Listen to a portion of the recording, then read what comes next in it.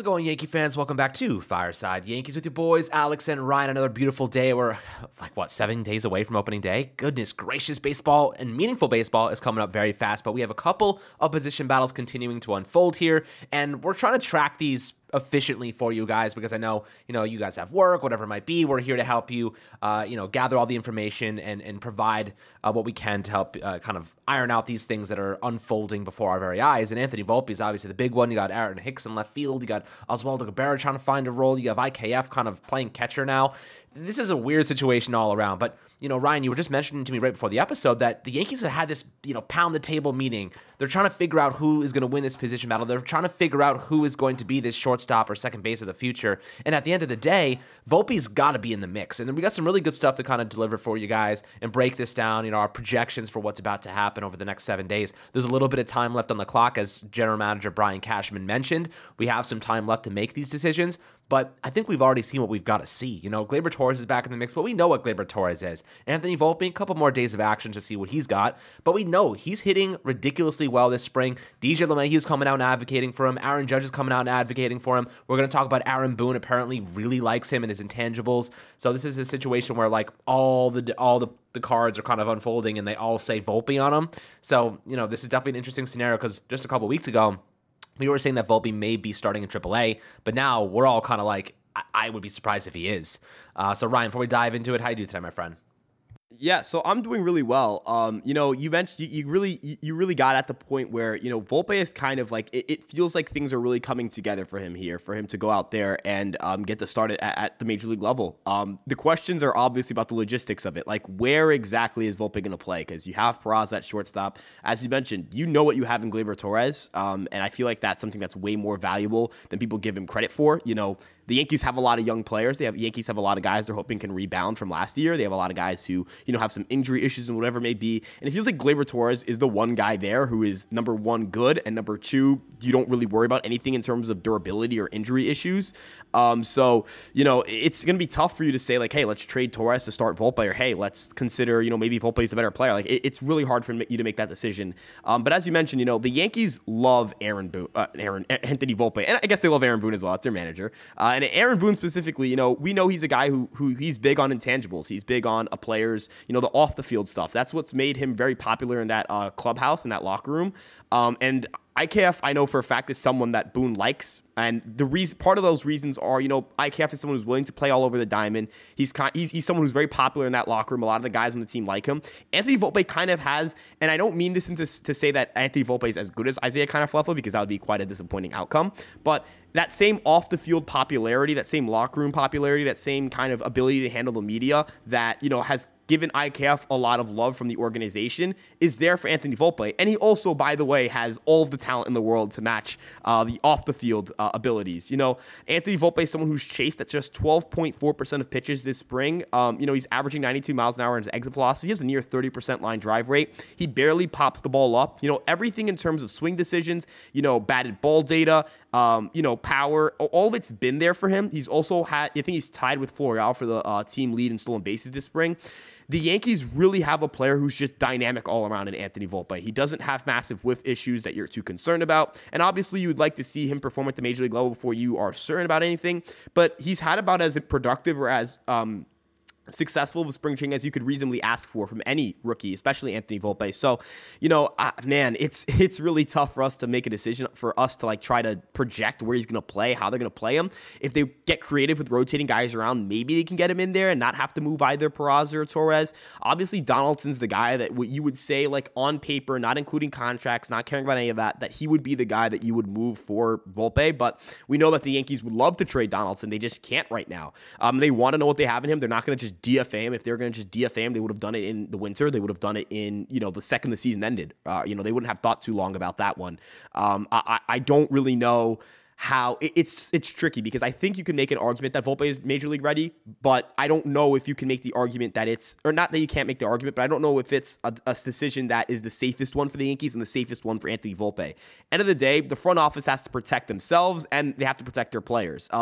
And putting Volpe in a situation where it's opening day and he struggles for about a month is not going to look good on the team. It's not going to look good on him. And you're going to have question marks about, let's say you sent down Peraza for Volpe. If Peraza's killing it in AAA and Volpe is struggling this first month of the season, how as a win-now team, a World Series team, are you going to justify keeping Peraza in AAA and Volpe at the major league level? And if you demote Volpe, how is that going to affect his development? How is that going to affect his psyche? How is that going to affect his confidence? You know, we can talk about all the great off-the-field tangibles, but, you know, getting sent down after getting promoted is like, that is detrimental. And we're not even talking about what that would do potentially to Oswald Peraza if he were to start the season in AAA. So the way I view it is just, this is probably the toughest decision the Yankees and Brian Cashman have had to make in a very long time. Like, I don't know if they've ever had to make a roster decision this difficult, and I don't envy their position at all. I'm very glad I can sit behind a screen and talking to a mic about what I think and not have to actually make the decision. But, man, it's tough because Volpe is really good, but at the same time, you don't know where the roster fit is. So here's my take. As we get closer to the end of spring training, you start to see what the starting lineup may look like. You know, they're starting to take away some of these, you know, alternative pieces, these non-roster invites. We've seen a lot of cuts already, a lot of cuts. And you know what the one consistent thing we've been seeing is? Anthony Volpe hitting leadoff every day, or at least every other day. That is a pretty clear indication to me that the future of his game is the leadoff hitter. He's going to be a leadoff hitter, and DJ LeMahieu will probably fill that 5 or 6 spot, which is a great problem to have, my friends. A tremendous problem. You could even argue that having Volpe, DJ LeMahieu, Judge, Stanton, and then Rizzo 5 is also a decent option. With the band shift, I think Rizzo will still maintain his 3 spot. But, you know, this is a situation where we're kind of seeing the cards unfold, you know, just kind of flipped over in front of our eyes, and Volpe seems to be getting the nod over a lot of other proven commodities on this roster, right? Right now, I mean, you can't ignore his stats. His stats are ridiculous this spring. And again, spring training stats, you know, you got to take it with a grain of salt. They're not the end-all, be-all of what players will end up being in the professionals. But he's hitting 308 with a 438 OBP and a 1028 OPS, 2 homers, 12 hits. I think he has, 5 stolen bases, as you mentioned, over 39 at-bats. So the sample size is small. But the thing about Volpe is he gets better with time. He's like a fine wine, you know? The more at-bats he gets, the more reps he gets, the better he performs. And if you start him in the majors right away, you're going to guarantee that by the next month or two, he's going to be in flow. He's going to be tracking pitches. He's going to be making defensive plays. And here's my point, is that the middle infield is going to be Peraza Volpe no matter what. That is the future for the Yankees unless they somehow feel as though Peraza isn't as good as they think he is and they end up trading him, which I don't think that's a realistic thing at this very moment. Could be in the future, but hopefully not. Best case scenario is Peraza starts at shortstop and Volpe starts at second base, and we have 2 extremely cheap players for the next 6 years. You know, that is the best case scenario, because what does that allow us to do? It allows us to say, all right, we don't need to go spend $35 million on a Carlos Correa to fill shortstop. We don't need to go spend $20 million on a new second baseman. We can take that money, and, you know, we already have Aaron Judge locked up. We have Jason Dominguez a year away from basically being our starting left fielder or center fielder for the foreseeable future. So you have shortstop, second base, and you have center field and a myriad of bullpen solutions on extremely cheap deals. So what does that allow us to do? Invest our free salary space at other spots, right? Whether it be in the starting rotation, which is went and got Carlos Rodon. We do like Clark Schmidt a lot, although he had a tough outing. You know, we love Nestor Cortez, who's dirt cheap for the next, I think he's a 2026 free agent. We have guys locked up on really cheap deals, and they're all capable of being star players. So what is that going to allow us to do next offseason? You know, you got Shohei Ohtani hitting the market. You know, you have other big names hitting the market now. Of course, you know, landing Ohtani is a pipe dream. Just throwing the name out there because there are big players. You know, Machado obviously signs back with the Padres, so that's unfortunate for us because we might have, you know, pursued him to fill the third base position. But we also like guys like, you know, Trey Sweeney. We also have Andres Chaparro, who we love and could be a solution at first base long term.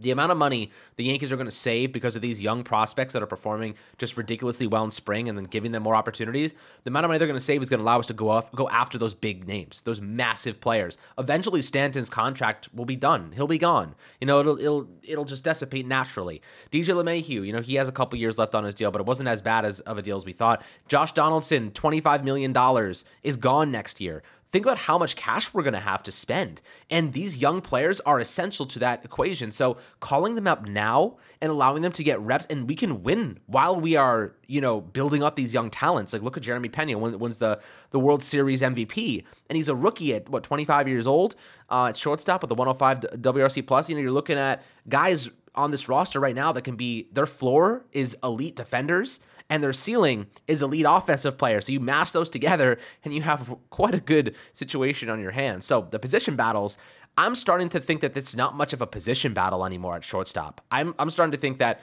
Peraza is your guy at shortstop. Like, he is going to get the starting job. I think that we can all agree on that.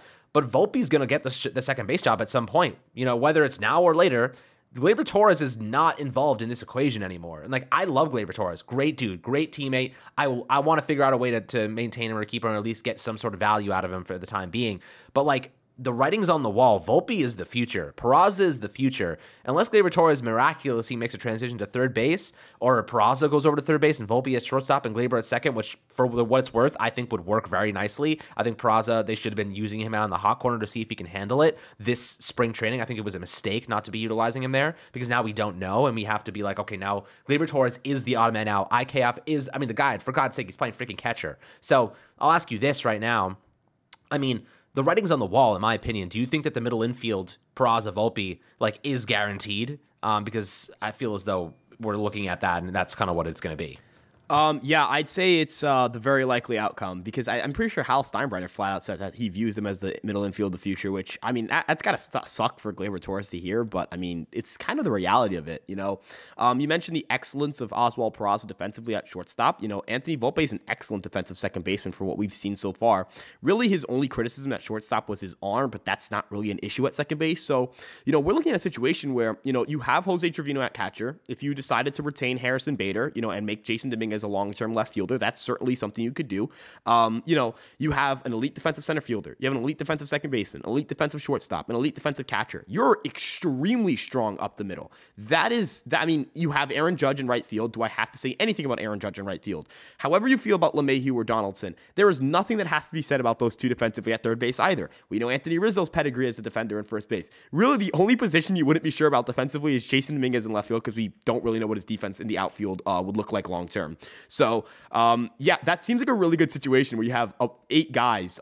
You have 7 guys, because the pitcher, you know, I don't know how defense or pitchers really correlates year to year. But you'd have 7 guys out of the 8 position players that play the fields that are elite defenders. That seems like a pretty good situation for the Yankees. That seems like a great situation for their pitchers. You know, they have a lot of ground ball guys. You know, Clay Holmes, Jonathan Loaizaga, Wandy Peralta, Clark Schmidt. Those are all guys who are going to benefit from that. So, you know, this is a team that's prioritized defense up the middle for, you know, the last year and a half now. I mean, quite frankly, look, the way I view it is this team is, as you mentioned, they're younger, they're faster, they're more athletic. They're all these things that this team has not been over the last 2 to 3 years, and I think it's going to only benefit them. At the end of the day, you know, do you hope that Anthony Volpe, you know, you just hope that Anthony Volpe finds a way to get on this roster at some point this year and make an impact, so that he can be here for the postseason. You mentioned Peraza at third base. Honestly, I think you could kind of just try that with Volpe, right? You know, LeMahieu and Donaldson actually have below average arms for the position and are excellent defenders. It's because of the way the Yankees position them. They have them play more back at third base so that they can have a little more range. Volpe has incredible range already, so you know, playing him a little back at third base would not only add to his incredible range, it'd probably make him a pretty good defensive third baseman. You know, it's going to be really interesting to see how they mix guys in. You know, Stan playing the outfield could potentially open up an opportunity for, at least momentarily, or at least for this year, give you a short-term solution to have Gleyber, Peraza, and you know, Volpe all in the same lineup. It's going to be really interesting. You know, and then with all of this conversation about infielders, you know, and outfielders, the one guy who, you know, you kind of factor into both of this is Oswaldo Cabrera, who I haven't pounded the table the way Aaron Boone has for Anthony Volpe, but I've certainly emphasized the point that, you know, so far out of all the young prospects in this core, or this crop of guys, Oswaldo Cabrera is the most proven guy. He's the most versatile guy. He's the guy who's probably going to be the best player out of the 3 for at least 2023. For now, I think that's the safest bet for the best player of that group, right? Switch hitter, hits home runs, plays great defense everywhere. You know, he can also be a factor, or at least open up opportunities, because you could throw him in left field. You could throw him in right field. You could throw him in center field. You know, if you throw him in center field and you go Judge left field and Stanton right field, you know, for at least games early on without Harrison Bader, who's progressing well, you know, you could certainly try that. You could certainly do that. It wouldn't put as much wear and tear on Judge's body, which the Yankees want to avoid. You know, I mean, there's a lot of different ways to handle this. There's a lot of different ways to try to do this. Again, I don't envy the Yankees' position right now. I really thank God I'm not Brian Cashman right now because I don't have to make this decision. But as you mentioned, for all the things that Anthony Volpe has done right in spring training, he has done everything humanly possible to make this the toughest decision that the Yankees are going to have to make. This is going to change really the identity of this team for not just 2023, but for the long-term future. The Yankees call up Volpe and he's immediately a star. This team might win the World Series. Like, this team's already a World Series contender, but you might be like the top seed in the American League. If Volpe comes up and he's a bust early on, not even a bust, just struggles early on, that could be detrimental to his development. If you send Peraza down, that could be detrimental to Peraza's development. If you trade Torres, you're trading Torres. That could change things. Like, the Yankees are going to have to make a decision that affects them now, that affects them 2024, 2025, and onwards. It's a really tough decision. It's one that they're going to take a lot of time to discuss. And I think this is the biggest decision the Yankees have had to make in a very long time. And we're definitely going to be talking about this plenty because, I mean, good God, I really don't know what the Yankees are going to do with this. But at this point, I'm like, I don't even know what's the wrong decision. I think the wrong decision would just be not playing either of the two. Yeah, this might be a hot take, but I kind of have two takes. One of them being the very second that Volpe gets elevated. I know Aaron Judge is the captain now, and he got a big contract, and he's kind of like, the face of things. I think Volpe's immediately he gets called up, and if he starts performing well, he's going to become the face of this team. I feel like he's got like that moxie. He's got that Jeter kind of intangibles, as we referenced before. And Boone, apparently behind the scenes, according to the Michael K, is pounding the table for Volpe to get called up because the kid is ready. He's disciplined. He's got the mental fortitude. I mean, he's strong. He's ready to be called up. And baseball's a mental game. You know what I mean? Volpe physically is ready for the bigs. He's got the physical traits. He's got the tools. It's all about being confident and having the experience at this stage in his game. Experience is only going to help him, and God knows that kid is more confident than anyone that's on this freaking roster because he gets up to the plate and he looks like he's staring the ball down like it's his arch enemy. Like, he knows where that thing is going. He wants to hit the crap out of it. So I really believe Volpe is going to be called up at this point, just based on the way things have gone. A couple weeks ago, wasn't on that same kind of plane, but now I think I'm on the boat of, like, if they don't call him up, I'd be surprised. But with that being said, is there a future where Oswaldo Cabrera ends up playing third base? Because they've been playing him at a lot of third base lately. Because, I mean, yes, they want utility value, but like, I feel like third base might be one of the positions that they didn't need to play him at, but he's been getting a lot of reps there. I think he's, if I'm not mistaken, he might be playing there today. Yeah. So what's that about? Like, is there maybe a potential there for him to be a long-term solution if they feel like he can get his sea legs under him, at that spot? Because it's a difficult spot to kind of get used to, having not played it very much in his career. Yeah, I feel like it's kind of like a just getting him comfortable there thing. Look, Oswaldo Cabrera is an elite defensive right fielder, an elite defensive second baseman, elite defensive shortstop. Not that he doesn't need reps there, but I don't think we're worried about, can he play second base, man? Can he play shortstop? Like, he's an incredible defender up the middle. Third base feels like they just want to have that insurance policy there as well. Again, Donaldson and LeMahieu, number one, I'm going to give Donaldson a clean slate. I'm willing to give him a month of clean slate. Just, show me what you've got. I'm not sure I believe in him, but, just show me what you got. And LeMahieu, I feel like, is the safe, I know what he's going to give me option.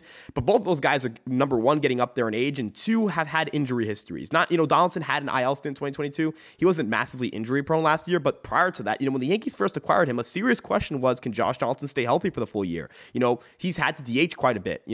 Quite frankly, that there are injury concerns with those two. So Cabrera needs to be ready to play that position. And, I think that's really what it's about. End of the day, man, Cabrera is just so versatile that you want to throw him in spots that he hasn't played a lot because you just want to make sure he's familiar with everything. He's familiar with playing third base next to Volpe, Peraza, IKF, whoever it's got to be.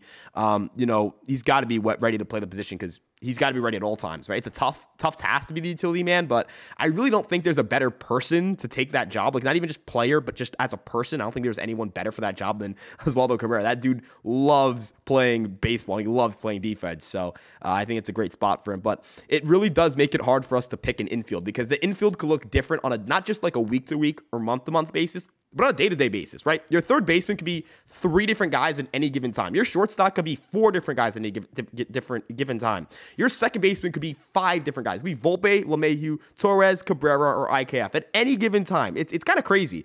So this infield, there's going to be a lot of mixing and matching, but I think that's a good thing. It allows you, the more talented players you have, the more likely you are to have some of those guys have really good seasons. You have to anticipate that one of Donaldson, Volpe, LeMahieu, Peraza, Cabrera, and IKF are going to have one or two of them are going to really struggle this year, underperform their career norms, right? Whoever you think the likely guys are to do that is your opinion, but there are 6 guys there, and at least 1 or 2 of them are going to underperform. So as much good major league talent as you can collect, that's really the goal of a franchise, and I think the Yankees have at least done a good job doing that. Absolutely. But guys, I'd love to hear your perspectives on this kind of unfolding position battle, or rather kind of Volpe and Peraza, and the way that Boone is speaking about him, the way that Cashman's already been speaking about him. I mean, Hal Steinbrenner, for goodness sake, has already said the future infield is Peraza and Volpe. So I feel like ownership is saying it. There's some weight to it, and you definitely have to consider that a pretty significant variable as we discuss this. But I'm very excited, my friends. We have a lot of kind of action coming up over the next week, a lot of news. We got you covered as always. As you can tell, we pretty much broke this down in every which way possible in this episode. So we appreciate all the love. If you are new to the channel, make sure to like and subscribe. As always, if you're listening via the audio, make sure to turn on the notifications on Apple and Spotify. You're not going to want to miss an episode as these things unfold over the next few days. We appreciate the support, and have a fantastic rest of your day. And we'll catch you guys on the next Fireside Yankees episode.